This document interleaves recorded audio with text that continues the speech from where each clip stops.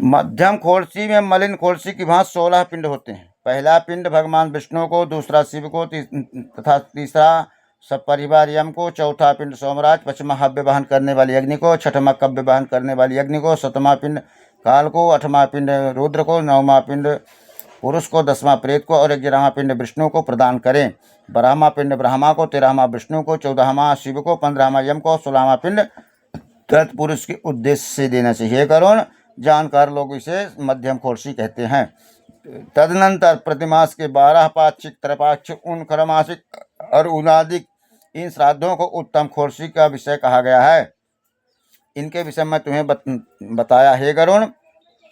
इनको 11वें दिन चरु खीर बना के करना चाहिए। ये कुल मिलाकर के ये 48 श्राद्ध प्रेतत्व को नष्ट करने वाले होते हैं। जिस मृतक के उद्देश्य से ये 48 श्राद्ध किए जाते हैं वह प्रेत पितरों की पंक्ति में जाने योग्य हो जाता है। इसलिए पितरों की पंक्ति में प्रवेश दिलाने के लिए खोड़स्त्रयी श्राद्ध करना चाहिए। इन श्राद्धों से विहीन मृतक का प्रेतत्व स्थिर हो जाता है। जब तक 16 श्राद्ध नहीं कर दी जाए तब तक वह प्रेत अपने द्वारा अथवा दूसरे के द्वारा दी गई वस्तु को प्राप्त नहीं करता है।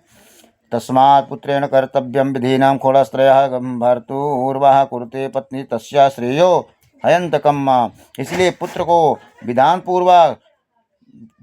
पूर्वक 16 श्राद्ध का अनुष्ठान करना चाहिए।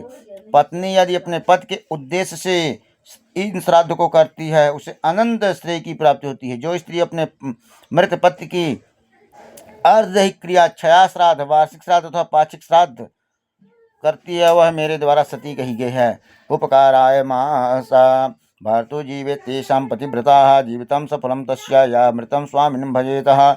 जो स्त्री पति के उपकारार्थ पूर्वोक्त श्राद्धों का अनुष्ठान करने के लिए जीवन धारण करती है और मरे हुए अपने पति की श्राद्धादिक रूप से सेवा करती हुआ पतिव्रता है और उसका जीवन सफल है। यदि कोई अहंकार से आग में जलकर अथवा जल में डूबकर मरता है उसके सभी संस्कार यथा विधि करे चाहिए। यदि अहंकार से, स्वेच्छा से अथवा सर्प के द्वारा मृत्यु हो जाए तो दोनों पक्ष की पंचमी तिथि को नाग की पूजा करना चाहिए। पृथ्वी पर जवा के आटा के नाग के फण की आकृति बनावे और जमीन पर सफ़ेद पुष्प से, सफ़ेद कपड़ा मौका स्थापित कराए, सफ़ेद पुष्प से और सुगंधित इत्र से उनका विधिवत पूजा कराए। एक के बाद जो है धूप दीप आदि से उनका विधिवत पूजा कराए। चावल और तिल चढ़ावे, कच्चे आटे का भोग लगावे, दूध अर्पित कराए। शक्ति के अनुसार सोने के नाग और गाय ब्राह्मण को दान करना चाहिए। उसके बाद हाथ जोड़ करके नागराज प्रसन्न हो इस प्रकार से नाग से प्रार्थना करना चाहिए। पुनः उस जीव के उद्देश्य से नारायण बलि की क्रिया करनी चाहिए। ऐसा करने से मृत व्यक्ति कभी सभी प्रकार के पापों से मुक्त हो जाता है और स्वर्ग को प्राप्त होता है। इस प्रकार संपूर्ण क्रिया करके 1 वर्ष तक अन्न और जल के सहित घट का दान करना चाहिए अथवा संख्या के अनुसार जल के सहित पिंड दान करना चाहिए।